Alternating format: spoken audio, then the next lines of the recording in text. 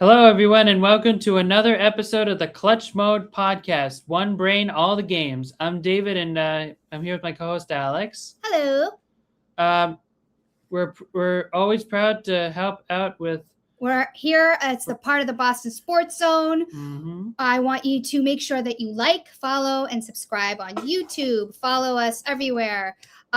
We also, believe it or not, we have an Etsy store, and that's not it. Oops, sorry. An Etsy store. It's amazing. There's all kinds of merch you can buy. Check it out. Represent the Clutch Mode Pod. You're going to be the coolest and the hypest before the coolest and the hypest people know who they are. So it's been a hella crazy week this week. Indeed, it has been. It has. So we've had the NBA draft, we've had the NHL draft, and guess what? We've got you covered. So let's kick it off. Let's get to it. The week in review. Here we go. Yep. Let's kick it off with the week in review. All right. Starting off, there are a couple big stories in the NFL, believe it or not. The Titans and star defensive tackle Jeffrey Simmons have agreed to a new 3-year, $35.3 million a year extension, which includes $100 million guaranteed overall. This new deal makes Simmons the highest paid defensive tackle in NFL history, passing Chris Jones, Dexter Lawrence, Milton Williams, and Jordan Davis. Tight end Kyle Pitts and the Atlanta Falcons reached an agreement today on a 3-year, $54 million contract, which includes $36 million guaranteed. It's the largest 3-year contract for a tight end in NFL history. It also makes him the third highest paid tight end overall in the NFL, only behind Trey McBride and George Kittle, which doesn't help the Patriots out very well. We were trying to get Pitts, but now we can't. That's right. So. But what are we going to do? We'll figure it out. And speaking of tight ends, Jacksonville Jaguars and standout tight end Brendan Strange also agreed to terms on a new 3-year extension worth up to $48 million with $25 million guaranteed. Meanwhile, we're going to the Brendan Sorsby story. I don't know. More drama for your mama. Or Sorsby is anyway. Yes. The NFL is declining to hold a supplemental draft this summer, currently leaving the 2027 draft as the only way for Brendan Sorsby to enter the NFL. And on a sidebar, the Canadian Football League has also declined Sorsby to play in their league next season. And in the legal news, Lions cornerback Terrion Arnold is facing multiple felony charges after he was arrested Wednesday in Tampa in a connection with a robbery and kidnapping in early February. I don't know, bro.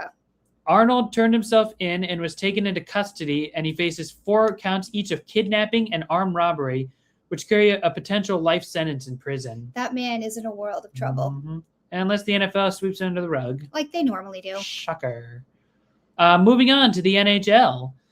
It's been a good week this week for Bruins legend Patrice Bergeron. Bergie? Yeah, not only will the Bruins retire his number 37 this upcoming season, making him the second highest retired number, but Bergeron has also been notified that he will be in the Hockey Hall of Fame, which is frankly well-deserved. Yes, well-deserved and long time coming. Yes, congratulations indeed. To Patrice and his family. Yes, indeed. Also, the Providence Bruins will be looking for a new head coach after Ryan Mujanal. I don't know if I said that right, but yeah. He left the organization to take a job with the Vancouver Canucks. The Bruins are looking for a new candidate with Trent Whitfield as their top candidate for new head coach. The bitter rivals of the Bruins, the Florida Panthers, made a bunch of major trades this week. They're making playoffs after last season. First, they traded forward Mackie Samoskevich to the Kraken in exchange for the 25th overall pick and the 2026 draft in addition to a conditional 2026 second rounder. Soon after, the Ottawa Senators made a blockbuster trade, sending star forward Brady Tkachuk to Florida in exchange for the 9th and 25th overall picks on the 2026 draft, in addition to a 2029 first and a 2030 second. This bolsters Florida's lines tenfold and also reunites Brady with his older brother Matthew. As a Bruins fan, I am not for it. It's definitely going to be 10 times harder facing both Brady and Matthew Tkachuk, in addition to Marchand and Bennett and Reinhart and all those guys. Yeah, definitely a little envious of these offseason moves that the Panthers are making. Yeah, the Panthers also acquired former Flyer and Bruin Garnet Hathaway in a 6th-round selection in the 2026 draft from Philly, in exchange for a 2026 fifth rounder and a 2027 fourth rounder. And the Senators also made a huge trade with the San Jose Sharks, giving them the 9th overall pick in exchange for 3 forwards, William Eklund, Kasper Haltunen, and Brandon Svoboda. I think getting Eklund was a kind of a replacement for Brady Tkachuk. That makes sense. Yeah.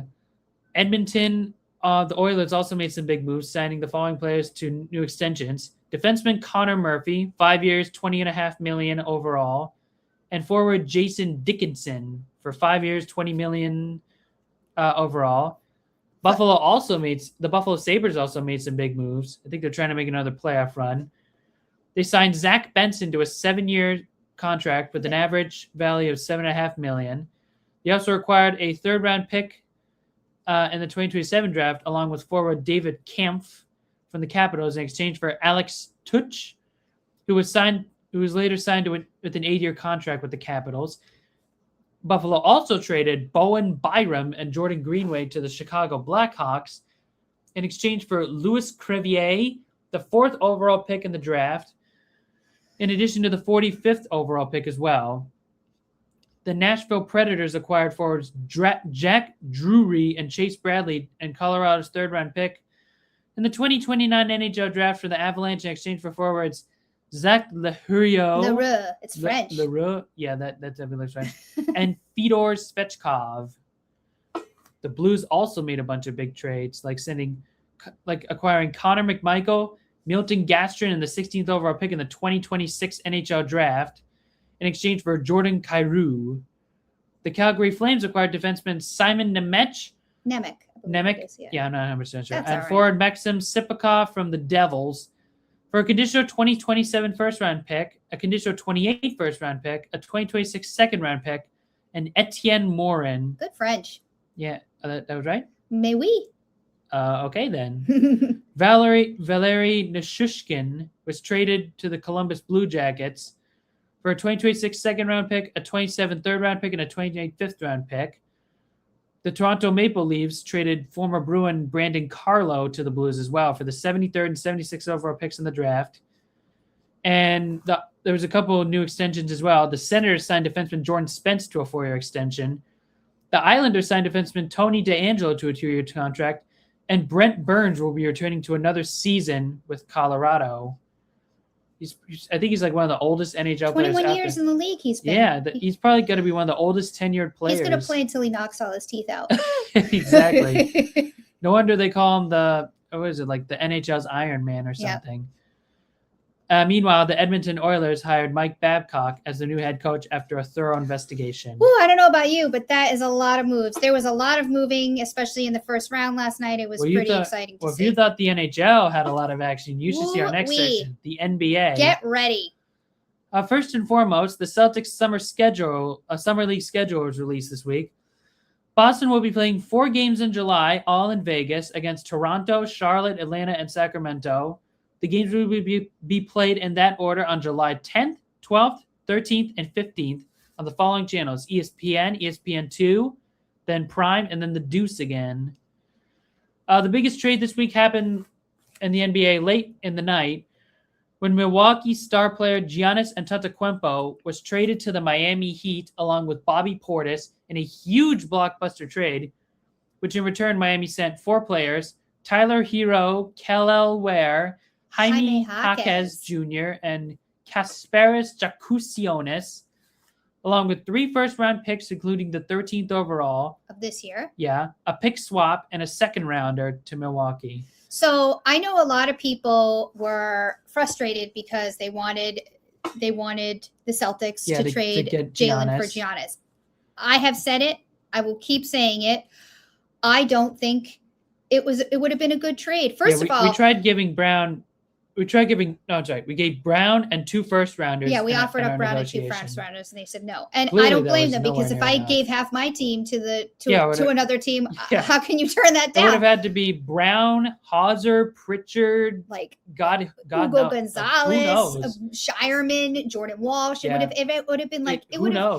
been trading. It would have been awful. It would have been awful. It would have set us back years. I also don't like giving up all those firsts, but the rumor You out can't there change is the that past. Brown is still on the trade block, and We'll just have to wait and see what Brad does. The Celtics are looking for four first-round picks for Jaylen Brown, and it's a big ask. I mean, but he is a great player. He was in the MVP race last year. He had a career season last year, and he's a clear number one for some team. It's just that I don't like some of the returns that are being offered, and I'm starting to wonder. And again, it's mostly speculation on my part.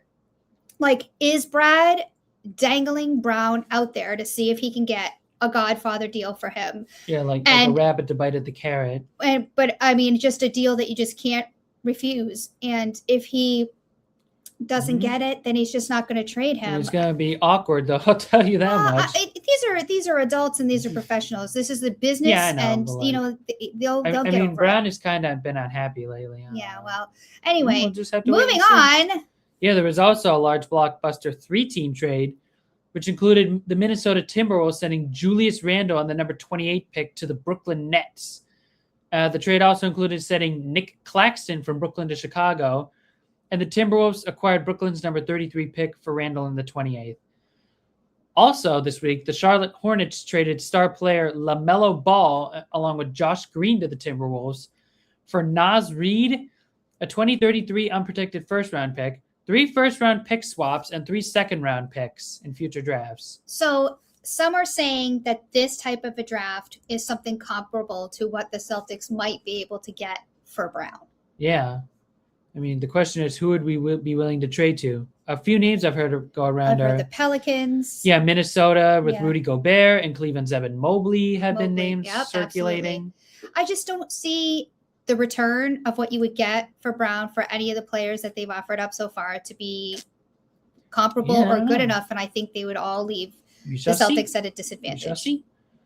The Oklahoma City Thunder made a couple of big trades, including sending Isaiah Joe to the Pistons for 2 future second-round picks, and then they sent guard Aaron Wiggins to the Hawks for 2 second-round picks. Atlanta's in 2030, and the least favorable of the Hawks, Lakers in 2032. Yep. The Pistons, meanwhile, traded Isaiah Stewart to the Grizzlies for 3 future second-rounders. And there are a bunch of extensions around the league as well. The Timberwolves signed Ayo Dosunmu to a new 5-year, $112 million extension, which I think that's what they're trying to do. That's why they got Randall out of Minnesota. Restricted free agent Mohamed Diawara signed a multi-year $10+ million deal to return to the Knicks. The Knicks also signed Jose Alvarado to a new 3-year $14+ million deal after he declined his player option. Yep, his $4.5 million player option. The Thunder signed Isaiah Hartenstein to a new 3-year contract, which this new contract brings his total earnings to $134 million guaranteed through 5 years.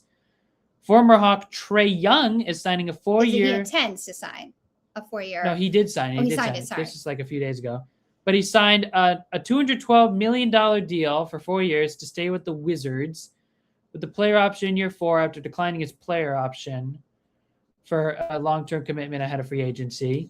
He'll be joining Anthony Davis and AJ Debance. And hot off the press. Yeah. Celtics guard forward bench player Ron Harper Jr.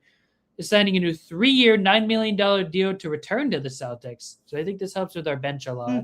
Which we need help with. Yes. Hawks guard CJ McCollum has agreed to a 1-year, $21 million extension with the franchise, which includes a trade kicker.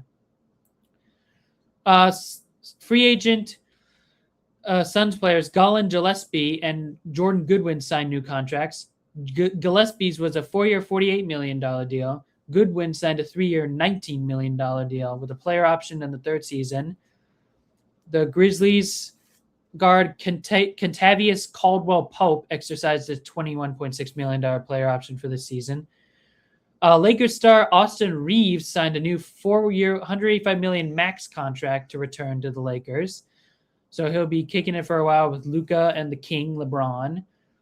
Golden State's Al Horford, a former Celtic and big man, has declined his player option and is signing a new 2-year, $14 million deal to stay with Golden State and Steph Curry and Draymond. He becomes only the 13th player in the NBA to reach 20 seasons in a career. Congrats to Horford. Yes, Big Al. We're rooting for you. Restricted free agent Mark Williams is signing a 3-year, $38 million deal to return to the Suns. And then there were a couple of new coach hires in the NBA. The Trail Blazers have hired Timberwolves lead assistant Micah Nori as the franchise's head coach. And then, surprisingly, the new coach of the Dallas Mavericks is University of Michigan coach Dusty May. This is a little bit of a big jump for May, I think, going from college to the literal big leagues. Ooh, I don't know about you, but that is a lot of wheeling and dealing. Definitely got to catch my breath there. That took place in the NBA this week. It's a lot. Yeah. Thankfully, the MLB should be, and everything else should be a little bit lighter. Yes. The Red Sox surprised everyone in their latest series by beating the Yankees not once, but twice. One more time, and it's a sweep. What? And we're actually winning right now, 1-0, courtesy of Yoshida's homer. But we'll see how it goes. Anyway, the Red Sox surprised everyone by beating the Yankees Thursday 6-3, leading the Yankees to lose to the Red Sox for the second time this season, which is kind of embarrassing, but anyway. It's not kind of embarrassing. It is pretty darn embarrassing. Yeah, that is losing true. to one of the worst teams in baseball. Caleb Durbin went 2-3. 2 for 3. Had 2 RBIs on a home run, and pitcher Connolly Early had another great outing with 6 innings pitched, with 5 hits, 2 earned runs, and 9 strikeouts. And then Friday, in the Fenway, for whom the bell tolls. Yeah, Peyton Toll in his Fenway Greens. By the way, he was fighting the flu when he had this. Had another terrific outing, going 7 innings with 1 hit, 0 runs, 0 earned runs, and 7 strikeouts. Wow, good night for Tolle. He was really feeling it. And we saw a new face in the Red Sox. That's right. A new face in the lineup. Marcelo Mayer was put on the IL. I think it was I forget what the injury is, but it's like a bone It's a forearm. It's like a bone injury to his forearm. And, the timeline for him to come back is uncertain. It's a 10-day IL. I wonder, though, if this has to do with the fact that the club is starting to lose a little confidence in him. And they're giving him this mental break to be able to try to get it. Could be a Fenway flu situation. We'll see. Is that like adjacent to the Foxborough flu? Maybe. But in his place, we have a new shortstop. Called up from Worcester. Yes, Sung Chae Chang, who actually got his first MLB hit on Friday. Contreras was also spectacular yesterday. He went 2 for 3 and hit a home run, and also got in the middle of a bench clearing just after the 7th inning stretch after being hit by a pitch. Well, you got to have, I think he was trying to, get a spark going for his team, who's been, if I say lackluster, I think that would be a gross understatement. Especially since the Yankees, it's a good night to do that. Yep. The Red Sox are actually playing the Yankees today. They're winning 1-0. Jake Bennett will be pitching for Boston, while Garrett Cole takes the mound for the Yankees. And if we win today in our yellows, we sweep the series. All right. Another MLB news. The Mets have relieved manager Carlos Mendoza of his duties after an abysmal 34-47 start. The interim manager, at least for the rest of the season, will be Andy Green. I know. We're so busy focused on the American League, which makes sense. But wow, the Mets are they're a mess. They've spent so much money. Juan Soto is underperforming like it's the last in the NL East. Yes, and they are absolutely they awful. are terrible. They are just, if not more, terrible. They're like the Red Sox of their division, pretty much. The Red Sox of the National League. How about that? Or at least the NL East. Or are they the Rockies of the world? No. I mean, I think they're both in the same league. But the big news in the MLB is big news. Yeah, in addition to proposing a new salary cap this week, the MLB proposed to the MLBPA a huge outline of changes, including the following: players who are 30 years old or older qualify for free agency within 5 years, eliminating the qualified offer system. Also, a $1 million minimum for all players with at least 2 years of service. And for players who are less than 1 year who accrue a full year of service. Elimination of deferred compensation. No new contract will be permitted to include deferrals. The creation of a cornerstone player advantage for teams to retain their own star players, though. Through a maximum contract length, and salary players can resign with their existing team for an additional year. And money. So it's max 5-year contracts for free agents signing with the new team. Max 6 years contracts for players resigning with their current club, elimination of deferred contracts, and elimination of qualifying offers. I can't even talk about what. This spells trouble for the Dodgers mostly because they took all the good players. I understand what Major League Baseball is trying to do. they're trying to create parity within the league.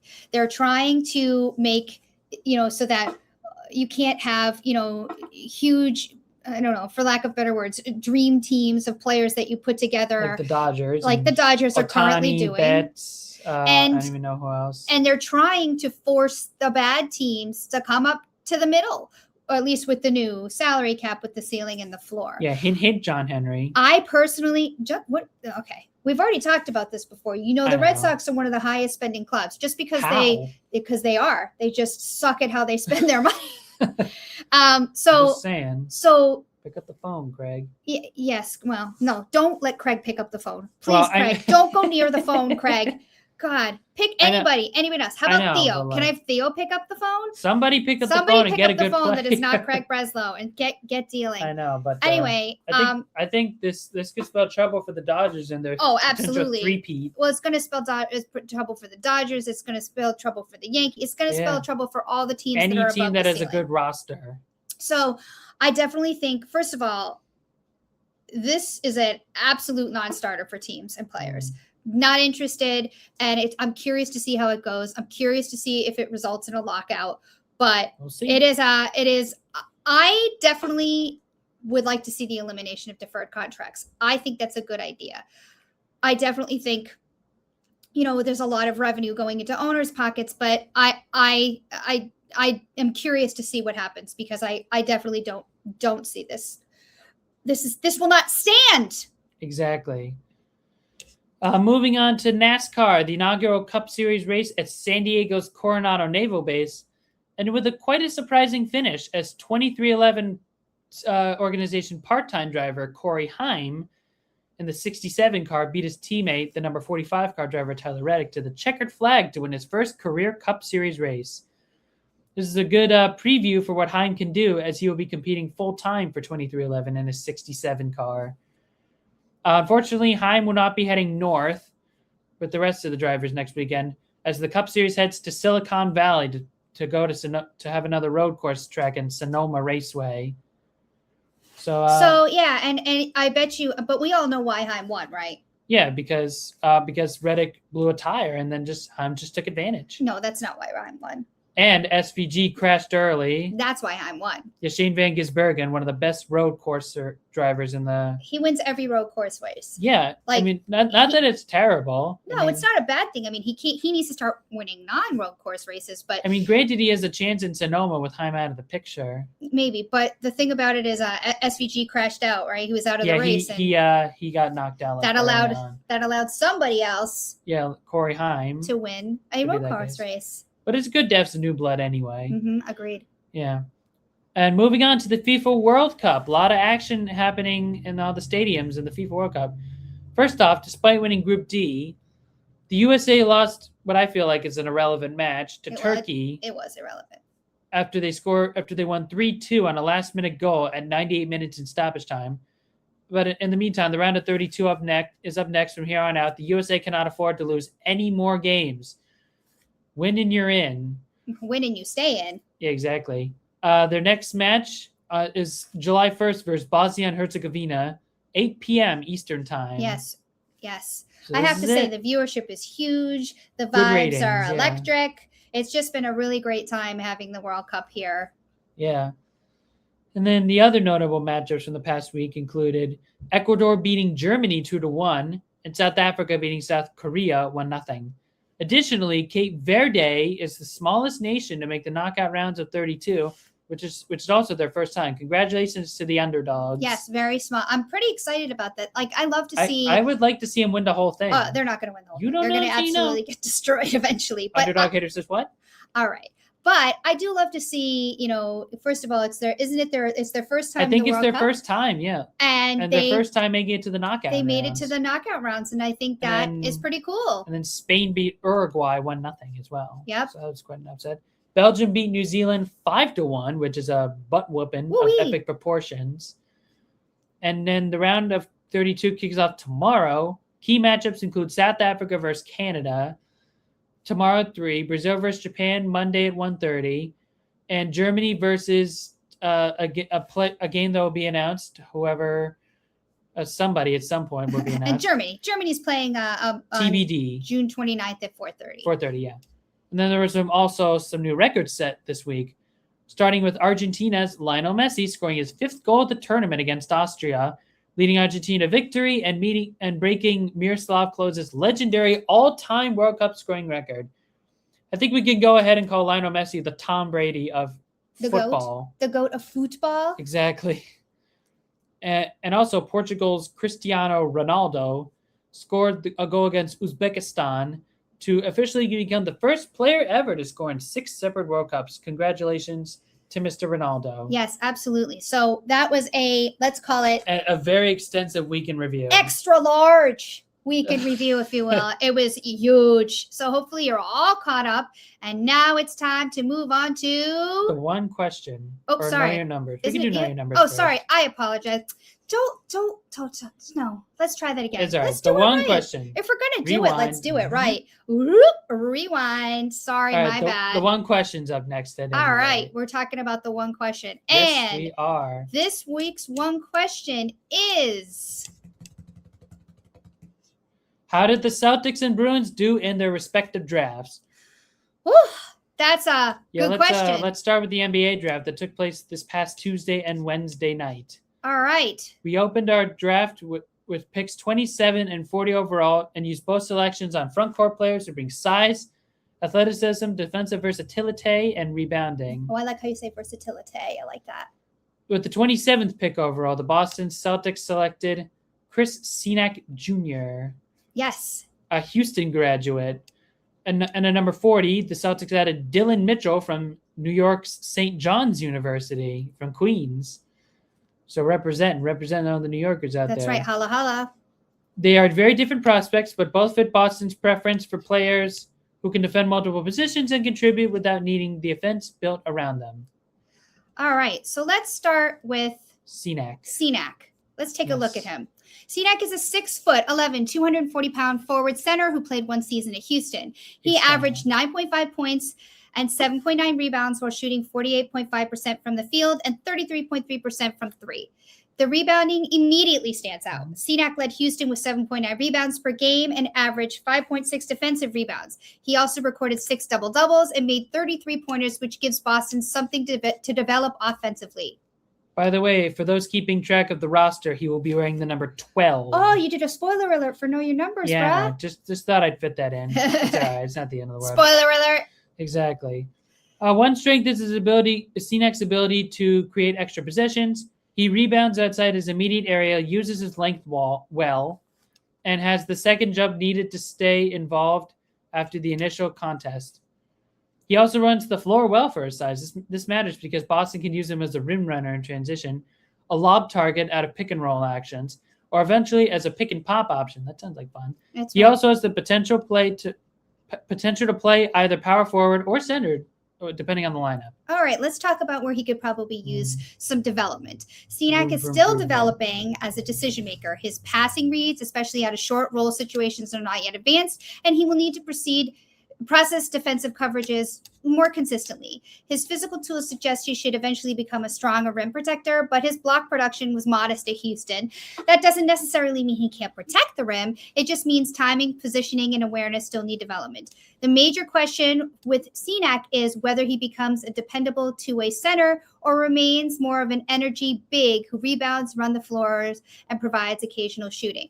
Yep. So let's move on to, oh, you know what? I didn't mean to do that. Yeah, so let's put it back so everybody can see it. I meant to do that. Over. All right. So let's talk about Dylan Mitchell. From St. John's. He's a 6'8", 210-pound senior forward from the Queens College of St. John's. He averaged 8.3 points, 7.0 rebounds, and 3.0 assists while shooting 55.9% from the field. His assist-to-turnover ratio is 3.0, which is frankly excellent for a forward and shows that he can make quick, low-risk decisions. All right, so Mitchell's best offensive skills is not isolation scoring. It's his ability to connect possessions. He can catch the ball, move it quickly, find cutters, attack open space, and keeps the offense flowing. He also adds value as a cutter, transition finisher, offensive rebounder, and screener. Defensively, his athleticism gives Boston another player who can switch across multiple positions. He has the speed to stay with wings and the strength to compete with many forwards. His weaknesses, he has looks like he has a bunch of them. Well, he has a couple. I mean, he has a pick at number 40, so he's not going to be he's not fully baked. He's not like Cenac. Yeah, so. well. At any rate, his shooting is an obvious concern. Mitchell made only one 3-pointer during his season with St. John's. That's a problem. And shot 49.4% on the free throw line. Yep. Without a reliable jumper, NBA's defenses may leave him open and use his defender to help in the paint.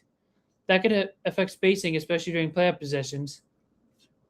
When teams aggressively target non-shooters, he also has limited half-court shot creation. I mean, he's no Pritchard, but whatever. So his offensive value will depend on cutting, passing, screening, transition play, and finishing around the basket. The major question is whether those strengths are enough to keep him on the floor if the outside shot never develops. That's a good point. So what do these two picks give Boston? They give him two different kinds of front court versatility. Cenac offers more size, rebounding, interior potential, and long-term upside as a possible center. Mitchell is a more experienced, polished connector who may be better prepared to defend, pass, cut, and contribute in a defined role. Neither one of these players should be evaluated only by scoring average. Their value will come from rebounding, defensive flexibility, transition play, screening, passing, and creating possessions for the primary scorers.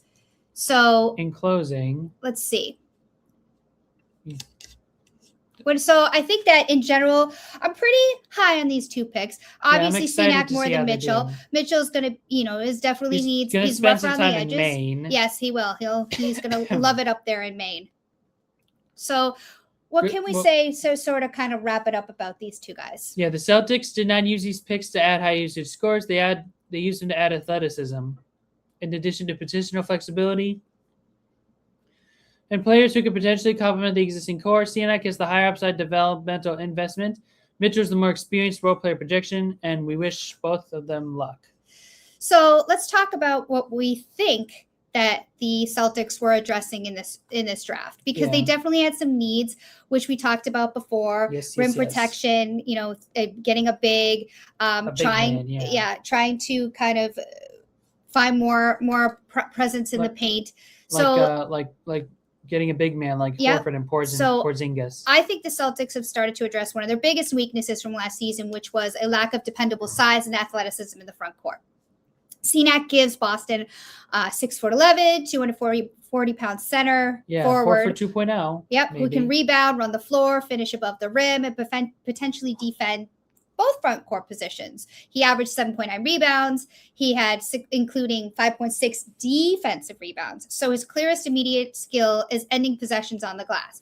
He also gives the Celtics a different developmental profile from the centers already on the roster. I mean, Keita is primarily a rim runner, rebounder, and interior defender, and Garza is more of a scoring and shooting big. So Cenac has the physical tools to eventually combine elements of both of those roles. Meanwhile, Mitchell's selections is addressing Boston's need for speed. I have a need for speed. All right, chill out, Tom Cruise. In addition to length and defensive versatility, Mitchell is a 6'8" forward who can defend wings, switch onto guards, rebound his position, and contribute in transition. He does not need design isolation possessions to provide value because he can function as a cutter, passer, screener, and offensive rebounder. This is important because the Celtics needed more players who could affect the game physically when their three-point shots were not falling. Mitchell can also apply pressure to the rim without dominating the ball, while Cenac can create vertical pressure as a lob target and offensive rebounder. All right, so the draft also gave Boston two younger cost-control front court players. Mm-hmm. This matters because the organization needed to begin developing a new group of role players around its established core. Cenac gives Boston a potential long-term option at center or power forward, while Mitchell projects as a versatile forward who can compete for minutes across multiple lineup combinations. Mm-hmm. I feel like the Celtics have several developmental players with different skill sets. They have Cenac, Mitchell, Keita, Amari Williams, Hugo Gonzalez, who had a great year last year, Jordan Walsh, and Baylor Sharman, who we've definitely seen gotten better coming off the bench. And that gives Boston more athleticism that gives them more depth, but it doesn't guarantee that those players will be ready to handle major playoff roles next season if the Celtics are so lucky, which they better be, back in the playoffs again. The draft improved the roster's depth, length, and athleticism, but it did not completely solve Boston's immediate front court problem. Senac is only 19 years old and remains a developmental prospect, but Mitchell is an experienced college player. But 6'8" and 210 pounds, he's not a full-time NBA center. Boston still needs to be proven big who can protect the excuse me. Boston still needs a proven big man who can protect the rim, defend pick and roll actions, rebound against physical front courts, and stay on the floor in multiple defensive coverages. Kata made progress last season, but the Celtics shouldn't enter into a season developed entirely on Kata, Garza, and the rookies at center. I definitely agree with that. Kata, while he stepped in for center, just isn't good enough, isn't going to cut it. So the biggest remaining need really is a dependable playoff viable center. Vucevic is not going to stay with the Celtics. Allegedly. No, he's not going to stay with the Celtics. And frankly, I wouldn't want him to stay with the Celtics. He wasn't very good. So now the Celtics, are in need of a center. So they don't have a veteran center who can handle significant portions of the position. And Senac gives the Celtics an exciting long-term option, but he's 19, and he's a rookie, young. And he shouldn't be expected to immediately anchor the front court. Yeah, he'll probably be spending a lot of time in Maine, if I had to guess. And Boston still needs a center who can protect the rim, rebound against physical front courts, defend screening actions, and provide reliable minutes in different defensive coverages. Ideally, that player would also offer floor spacing or enough screening, passing, like offensive rebounding, rim finishing, so that you can remain useful offensively. And while the selection of Senac, I feel like addresses a long-term need at center. Yeah, the foreseeable future. The remaining offseason priority should be to find a veteran who can handle the position while Senac is allowed to develop. The next major need is a perimeter player who can consistently get into the paint. Boston's offense can become too dependent on pull-up jumpers and three-point volume. That's the Missoula method, as I call it. When opponents switch, close out aggressively, and disrupt the first defensive action, the Celtics need another player who can beat the initial defender, collapse the defense, drop fouls, and create easier scoring opportunities. Jaylen Brown provides rim pressure, and Tatum can create off the dribble. But the offense needs another quick downhill option behind them. But if Brown is traded, depending on who replaces him, you can lose some of the rim pressure that he provides. It's a big sacrifice. Whatever direction the Celtics go in, that player doesn't necessarily have to be a traditional point guard. The more important qualities are speed, ball handling, first step advantage, finishing ability, and the capacity to make the correct pass after forcing the defense to rotate. All right, so what does Boston really need to do? They need to add their bench really let them down with scoring last season. So they need to add another dependable bench person to come off the bench. The lack of scoring production in the playoffs was a major reason why the Celtics went out in the first round. Pritchard can score and handle the ball, but he's most effective when he can attack an existing advantage rather being required to manufacture the entire second unit offense. D. White, who you love, can organize possessions, but the Celtics should avoid placing too much regular season creation responsibility on White, Brown, and Tatum. And this is, of course, all assuming that Brown is still going to stay with the Celtics because today, he is on the Celtics. A guard who can initiate pick and roll possessions, attack closeouts, create paint touches, and generate reasonable shot late in the clock would give Missoula more lineup flexibility. It would also protect Boston against injuries and reduce the offensive burden on the starters, who really they play a lot of minutes, which is fine because they're starters. But anyway, even though Boston is established shooters, it still needs to protect spacing when constructing the rest of the roster. Mitchell only attempted like 15 3-pointers at St. John's and made one. Senac showed more shooting potential by making 33s at Houston, but has not been proven to be an NBA floor spacer. Yes, I definitely have to agree there. Missoula ball is all about spacing, and if they're going to be functional in this offense, they need to become really good spacers. That means Boston can't surround either of those two new rookies with too many additional non-shooters. Any veteran front court addition should ideally stretch the floor. or provide enough screening, passing, rim finishing, and offensive rebounding to compensate for limited shooting. This also applies for any potential guard addition. Boston needs space and speed and rim pressure, but that player still needs to be respected away from the ball. I think that's a valid point. I definitely agree. I mean, but they also need to take into consideration their front court physicality and their rebounding, and they need to make sure that its increased athleticism translates into greater physicality. Cenac and Mitchell are both active rebounders, but NBA front courts will test their strength, positioning, and ability to handle contact. Cenac needs time to adjust to stronger centers, while Mitchell is probably better suited for like defending forwards or handling full-time responsibilities against traditional big men. Having a veteran center on the roster, which I think, again, is very important, will help stabilize defensive rebounding, set more physical screens, and give Boston a stronger interior presence against teams with size. That center also lets the Celtics use Cenac and Mitchell in a more favorable development roles rather than forcing them to take responsibilities that they may not be ready to have. Yeah. The Celtics do have added upside, but they still need certainty. Young players can supply energy, athleticism, and long-term potential, but they also need veterans who can understand positioning, defensive communication, player scouting adjustments, and late-game execution. Boston should not block the development of Cenac, Mitchell, or the other young players, but it also shouldn't assume that every developmental piece will be ready to contribute immediately. Overall, ideal additions would be veterans who can play dependable minutes now without preventing younger players from gradually earning larger roles. Woo! So that info. I think that pretty much covers it for the NBA draft. Let's talk about the NHL draft. Yes. Okay. So first off, the overview of the trades we made. Yes. We actually didn't end up picking with the 23rd pick in the draft. Absolutely not. We did not. Instead, we turned that pick into an established trade for a 24-year-old top six winger by the name of J.J. Peterka, who we acquired from Utah. Yes, that's right.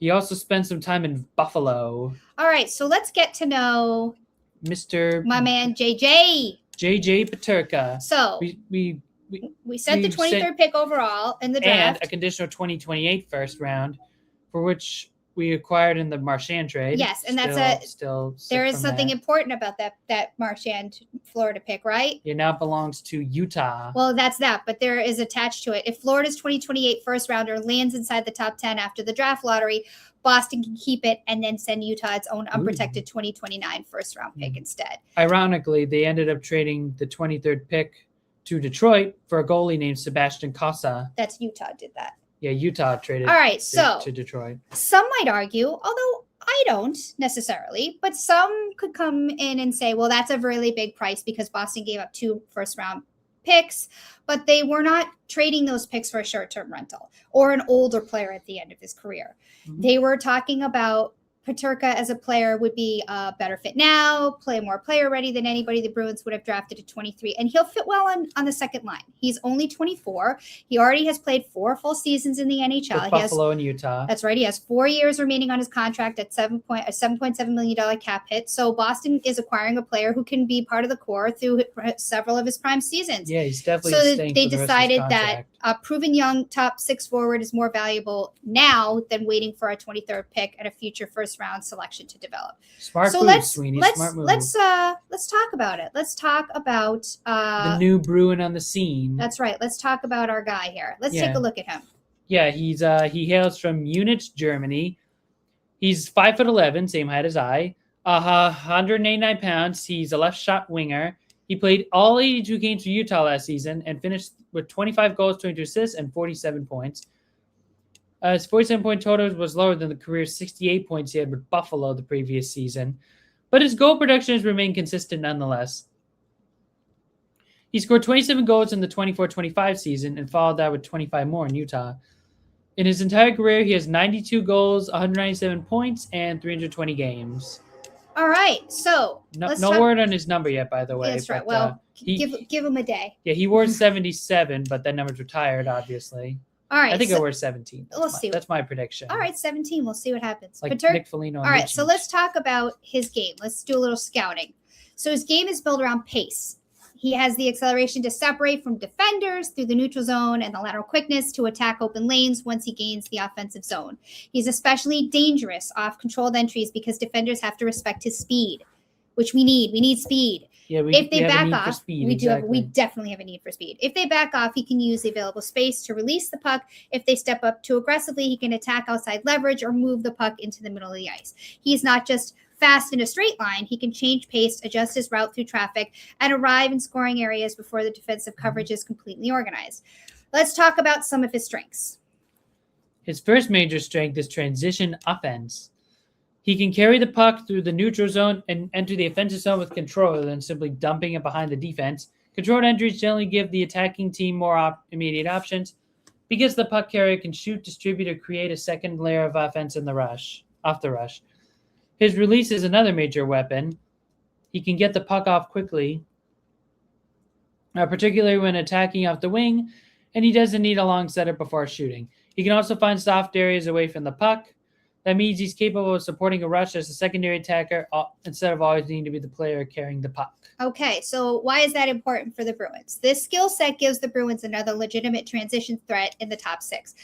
I think he's probably going to play on the second line, is what I think. So Boston needs more forwards who create offense before the opposing defense becomes fully established. He can push defenders backwards with his speed, create cleaner entries, and generate scoring chances without requiring a long offensive zone possession. He also gives the Bruins another winger who can finish plays. Boston has players who can extend possessions and work below the goal line, but Peterka adds more of a quick strike offense off the rush. That should make the forward group less predictable, and they can still play a physical forechecking style, but now they have another player who can punish teams when the game opens up. Let's talk about maybe some of his weaknesses. That includes his offensive game being more naturally tilted towards shooting and attacking than toward being the primary distributor on our line. Kind of like Pasta, he's a sharpshooter. He can make plays, but his greatest value comes from creating a speed advantages and finishing rather than controlling every possession as a high-end playmaking winger. His defensive detail can also fluctuate. There are shifts when his pace helps him recover and pressure the puck, but there can also be inconsistencies with positioning, puck management, and tracking responsibilities. All right. Let's see. I always screw this up. Nope, I did that wrong. Oh, for crying out loud. You're good. I got it. You got it. I stink at this. That's it's okay. Right. At least half the battle is accepting the fact that you stink at something. Yeah. So let's talk about he shouldn't be. I think, me personally, I don't think he should be mistaken for a traditional power winger. I think he competes. I think he can attack the interior, but he wins primarily through skating, timing, and skills rather than by overpowering defenders along the wall. So because he is, we'll call it, in skates, 6 feet tall and 189 pounds, he is not being brought in to become a physically imposing forward on the roster. I think a bigger question is how effectively his speed-based game translates when playoff opponents reduce space and force more consistent possessions. He didn't score a point in the 6 playoff games for Utah last season, so Boston will need him to show that he can continue creating offense when controlled entries are more difficult and the middle of the ice becomes crowded. That being said, Peterka should be viewed as a top 6 winger, not a depth addition. The Bruins can use him on a scoring line when his speed complements a center who can distribute the puck and create possession through the middle. Peterka can then attack off the wing, find open ice, and become finishing option. His ability to play at pace should help Boston create more separation between scoring lines instead of relying on one unit to generate most of the dangerous transition offense. The Bruins now have another winger who can drive defenders back and create chances off the rush. All right, so let's talk about let's evaluate this trade. Yes. Okay, so they obviously paid for certainty. That's clear. Any player selected 23rd would eventually become a top 6 forward, but there is no guarantee that happens. There's no guarantee he develops. There's no guarantee of anything. And even a successful prospect still takes several years to develop it. So Peterka is already a goal scorer. He's only 24. He's under contract, and he's through in his prime, pretty much his prime. Yeah. So I think the concern is future draft capital. Obviously, Boston now has reduced his flexibility, and the 2028 or 2029 first round pick could become more valuable depending on where the Bruins and Panthers are in the standings at the point that those drafts take place. So the trade only works if he becomes a contributor. He Yeah, becomes a core piece if he can score. instead of just a useful core who second can line score. winger. So, from a roster fit standpoint, this move makes sense. Boston needed more speed and control and entry offense and another winger capable of scoring 20 to 30 plus goals. Peterka addresses all three areas and does it without adding an aging player on a short-term contract. The Bruins gave up 2 first-round assets, but they acquired a player who is young enough to fit the current roster, so the juice is definitely worth the squeeze. All right, yeah. So he brings speed, shooting, transition offense, and legitimate top 6 ability. The next step is proving he can convert these tools in consistent production in Boston and become a dependable postseason contributor. If he does that, then the price will look aggressive, but I think it'll be justified. And if he settles in only as a middle 6 scorer, giving up those first 2 round assets are going to be pretty hard for Boston to defend. So let's take a look at the rest of the draft. In rounds 2 through 7, the Bruins have picked 56 in round 2, 88 in round 3, 104, 111, and 122. Well, actually, they traded 111 to Pittsburgh. Oh, my bad. Who got defenseman Von Richter, but that's another story. Okay. But we are still picking 122.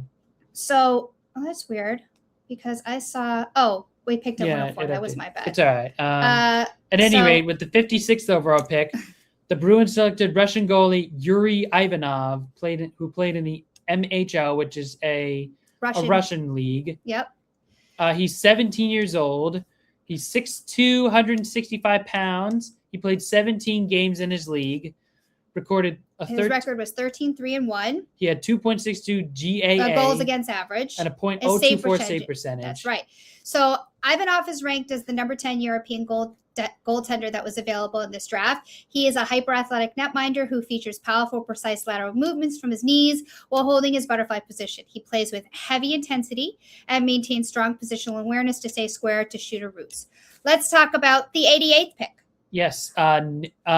Swedish right winger Nils Bartholdsson. An 18-year-old who played for a Swedish hockey league, which I cannot. I'm going to try it. It's Rogel BK U20, which for Sweden's J20 National. He's also the same height as Peterka and I, 5'11", at 179 pounds. Shoots right. Yep, he played 32. He played 32 games, had 23 goals and 29 assists for 42 points in the regular season last. All right, so let's talk about the 104th pick. With the 104th pick, the Bruins select another Russian. A right winger named Matvey Kotkov. Yes, he is 17 years old. He's 6 feet tall. He weighs 185 pounds. He shoots left. Let's see. In 2025, he played, he played 36 games, 14 goals, 17 assists, 31 points. 6 PIM. That's penalty in minutes. We don't want to talk about penalties. Exactly. Anyway, so that's where we are so far in the draft. And then, we know that we... And two picks later, the Bruins will be picking 122. That's right. The Flyers just made their pick, so that'll be soon. So we're going to let you know. We'll let you know pick 122 is. But the remaining picks in the draft, obviously 111 was traded away to Detroit. We have 122 in round 4. We have Pittsburgh.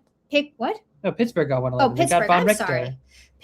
Sorry. Pittsburgh got 111. 122 will be shortly, and then we got 157 and 216. So 157 in round 5 and 216 in round 7. And then, that pretty much does it for the one question. Next up is Know Your Numbers.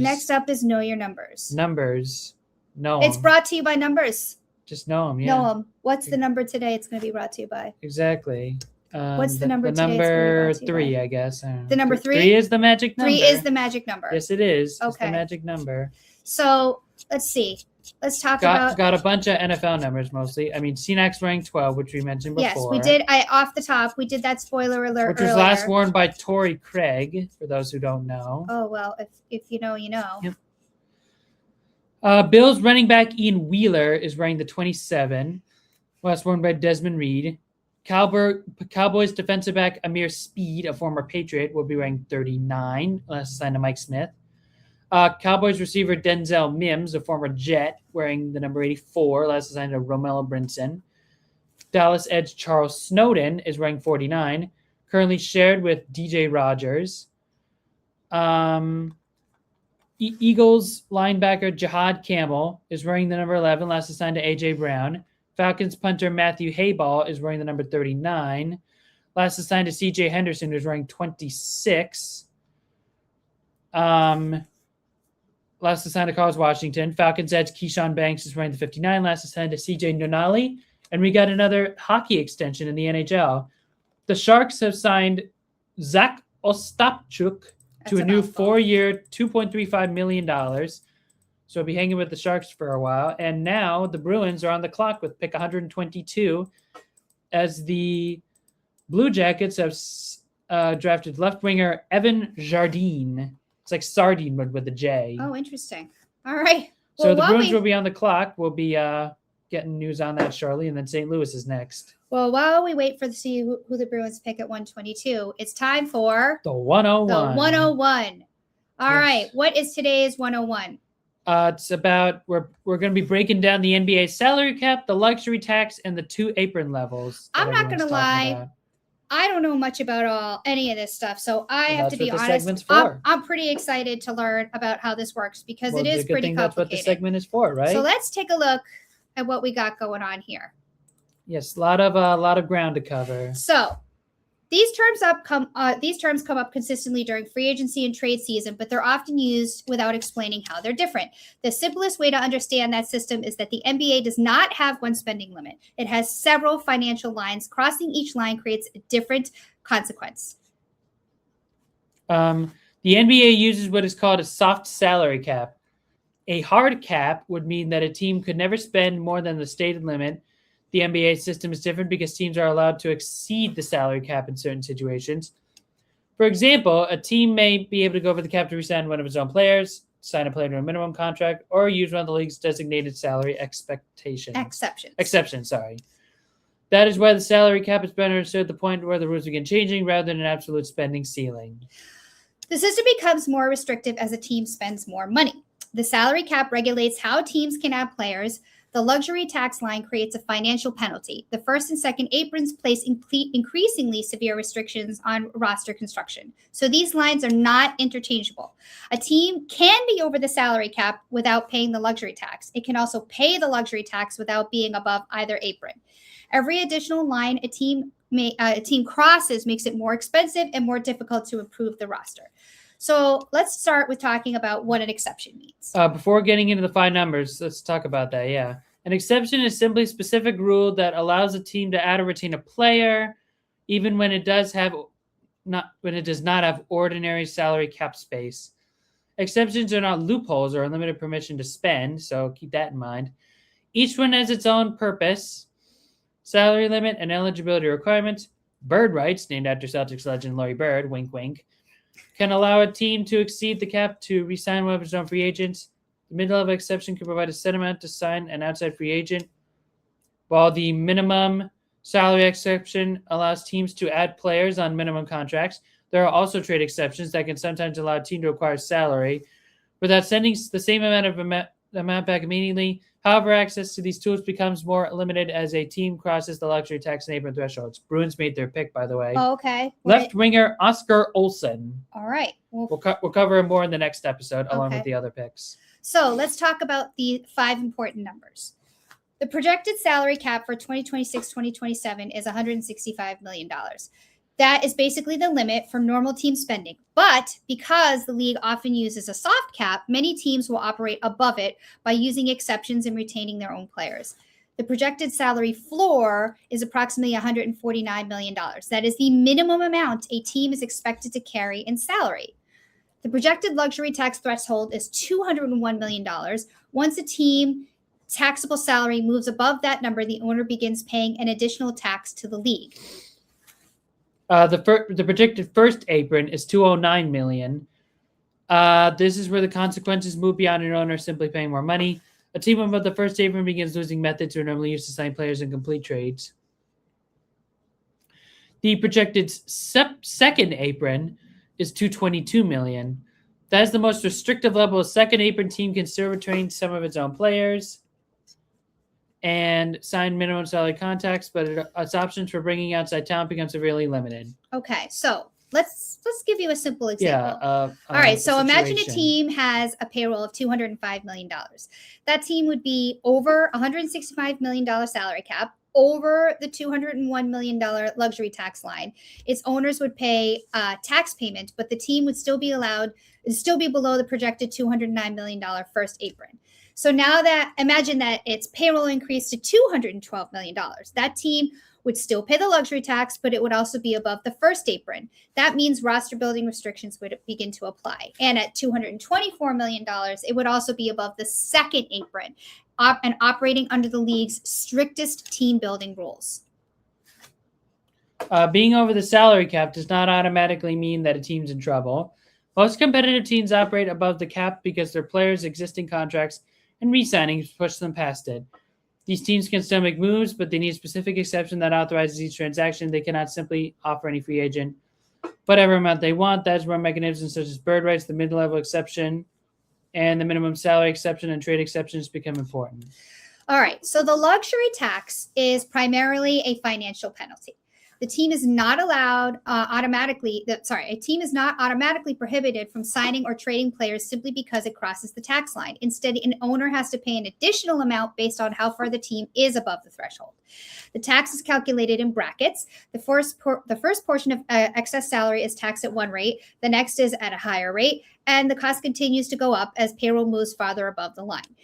Beginning in 25-26, the standard rate for first bracket is $1 in tax for every dollar of salary within that bracket above the tax threshold. The repeater tax applies to teams that have regularly remained above the luxury tax threshold. A team becomes repeater taxpayer when it has paid the tax at least 3 of the previous 4 seasons. The league then applies to higher rates in each tax bracket. This makes maintaining an expensive roster for several consecutive years substantially more costly than crossing the tax line for only one season. This rule is intended to discourage teams from treating the luxury tax as a permanent operating expense. A portion of the tax money collected by the NBA can be distributed to teams that remain below the luxury tax threshold. That creates 2 incentives to stay below the line. A team avoids paying a tax bill, and it may also become eligible to receive part of the money collected from tax-paying teams. And that is why moving even just a little, relatively small contract can sometimes save an organization far more than just that player's salary. The first apron is where roster construction becomes noticeably more difficult. A team above this line generally cannot acquire a player through a sign and trade. While remaining above the apron, it can also not take back more total salary than it sends out within a trade. This is an important distinction. A lower spending team may be allowed to receive slightly more salary than it trades away. First apron team loses that flexibility and must send out at least as much salary as it receives. Okay, other first apron restrictions. A first apron team also has reduced access to salary exceptions. It can't use the larger non-taxpayer mid-level exception while remaining above that line. Its realistic exception is the smaller taxpayer mid-level exception, assuming the transaction keeps it below the second apron. There is also a buyout market restriction. A first apron team can't sign certain players who are waived during the season if their previous salary was greater than the value of the non-taxpayer mid-level exception. The purpose is to prevent the league's most expensive teams from adding highly paid veterans at a reduced price late in the season. So what happens if you go over the second apron? The second apron takes these restrictions much further. Second apron team loses access to taxpayer mid-level exception that generally leaves minimum contracts as its main method for signing outside free agents. It also cannot combine or aggregate multiple outgoing player salaries to require one or more expensive player. For example, a second apron team cannot simply package a $12 million contract and an $8 million contract to trade for a player earning approximately $20 million. All right, so second apron teams can't send cash to another organization to help complete a transaction. They also can't use several other mechanisms that normally give teams flexibility in trades, including certain previously created trade exceptions. These rules are important because most NBA trades aren't based only on whether a team agrees on these players. Salaries also have to comply with the CBA. A second apron team may identify a player it wants and have enough basketball assets to make an offer, but the financial rules can prevent the transaction from being legally constructed. The second apron can also affect the team's future first-round pick. When a team finishes a salary cap year above the second apron, its first round pick 7 years in the future becomes frozen. Oh, that's terrible. Cold. That means the team cannot trade it. If the organization is above the second apron or at least 2 of the following 4 seasons, that frozen pick becomes subject to the draft pick penalty. Instead of being placed according to the team's record in the draft lottery, it's moved to the end of the first round. This is one of the most serious second apron consequences because it affects the team years after the original spending decision. The organization could have a poor record during the season connected to that pick and normally expect a valuable selection. But if the draft pick penalty applies, that selection moves to the back of the first round. The rule makes repeated second apron spending a long-term team-building risk and not just an immediate financial position. The most important part about the luxury tax is not the same thing as a hard cap. An owner can choose to pay the tax. Some championship contenders accept a large tax bill because they believe maintaining the roster gives them a realistic opportunity to win. The aprons are different because money alone cannot solve the problem. Once a team crosses those lines, a collective bargaining agreement removes tools that the front office would normally use to improve their roster. All right. The salary floor prevents teams from keeping payroll artificially low. Teams are required to reach a minimum team salary equal to 90% of the salary cap by the beginning of the regular season. With a projected $165 million salary cap that works out to $148.5 million, commonly rounded to, you can round that up to about like $149 million. Give or take, yeah. Yeah, if a team is below the floor, it doesn't get to keep the savings. It has to cover the shortfall, and it loses eligibility for a share of the luxury tax money distributed to non-tax paying teams. The floor creates a minimum level of financial participation. Without it, a team that was rebuilding could avoid signing competitive players, operate with an extremely inexpensive roster, and still receive money generated by teams playing on the luxury tax. The salary floor does not force every team to pursue expensive stars, simply prevents an organization from remaining far below the league's normal spending level. All right, so let's talk about what are the bird rights. The bird rights, as we already mentioned, named after Larry Bird, Wink, allow wink. a team to exceed the salary cap and re-sign a qualifying free agent who is already on its roster. Floor bird rights generally develop after a player spends 3 consecutive seasons with a team without losing their rights. The right can also transfer with a player when he's traded. This rule helps team retain players they develop or acquire even when they no longer have conventional cap space. Without bird rights, successful teams would frequently be unable to keep their own free agents because their existing roster has already pushed them above the cap. The NBA does not apply a hard cap to every team automatically. Instead, certain transactions can trigger a hard cap, either the first or second apron. For example, using the full non-tax pyramid level exception or acquiring a player through a sign-and trade can hard cap a team at the first apron, and once that happens, that team is not permitted to cross that apron for the remainder of the league year, even to complete a move that would otherwise be legal. Okay. The NBA also limits how much an individual player can earn in the first season of a max contract. The basic percentages are based on NBA experience. Players with 0 to 6 years of service can generally earn 25% of the cap. Players with 7 to 9 years can earn up to 30%. Players with at least 10 years can earn 35%.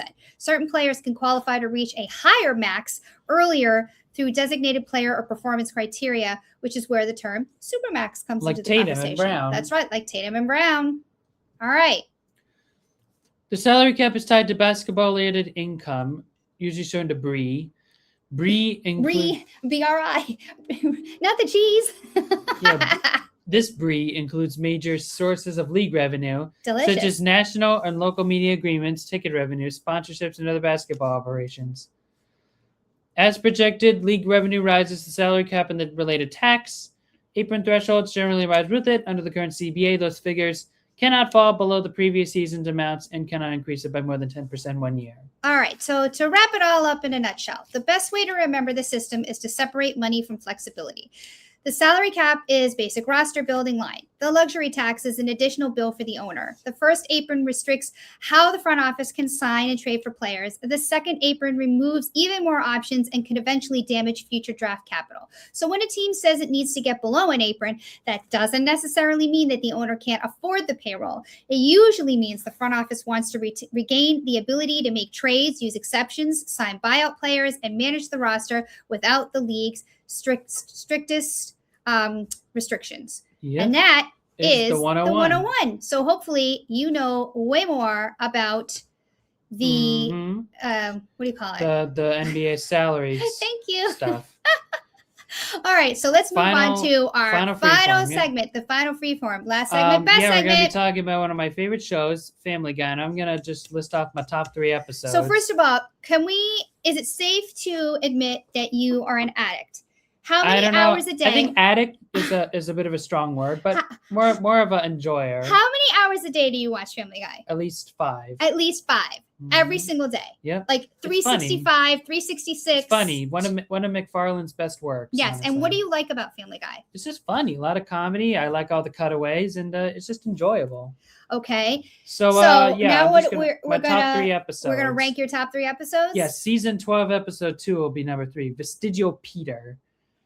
Peter finds a lump on the side of his neck, and at first they think it's cancer, but it ends up being a vestigial twin, which he eventually names Chip. But it's alive. The twin is alive. That's weird. I'm sorry. Yeah, I mean it's Family Guy. What do you expect? But he needs a Chip. But Chip is very excited about the world, and he eventually ends up getting his own body, and his excitement eventually exhausts Peter enough to kick him out. But eventually, Chip helps saving him after he broke his leg, and takes him to the hospital, and he survives, and they make up. So all right, that's 3. Yeah, number 2 is the episode season 10, episode 20, Lego My Mego. This is a very action-packed episode. Basically, Meg goes to Paris for a semester because she hates being at her school because she's always being picked on and stuff. And while she's in Paris with her friend, they end up being kidnapped as part of a sex slave operation. So Stewie and Brian take a flight to Paris and try to track her down and save her, pretty much. Yeah. It's pretty action-packed. A lot of good fight scenes. And number 1 would be season 7, episode 2, I Dream of Jesus. Basically, Peter ends up getting addicted to the song Surfin' Bird by the Trashmen. Uh-oh. I know it's coming. Yeah, and he ends up meeting the actual Jesus Christ at a record store after his record gets stolen. And then that's it brings an overall important message that everyone should know about. Which is what? Oh, have you not heard? I haven't heard. It was under my assumption that everyone had heard. I have not heard. What have you heard? Everybody's heard. Everybody's heard that the bird is the word. Everybody's heard that the bird is the word? Exactly. What does that have to do with the show? It's a big plot point that Peter likes Surfing Bird. So yeah, those are my top 3 Family Guy episodes, and that is the final freeform right there. All right, so follow us on X at Clutch Mode Pod, yes. And on TikTok at Clutch Mode Pod. Now on TikTok, new and improved. Yes. Tell us what your favorite Family Guy episodes are. Tell us what you think about the 101. Tell us anything you want. Like, comment, and subscribe. We will see you next week. And we will see you next week on a new episode of the Clutch Mode Pod. Yeah. See you there.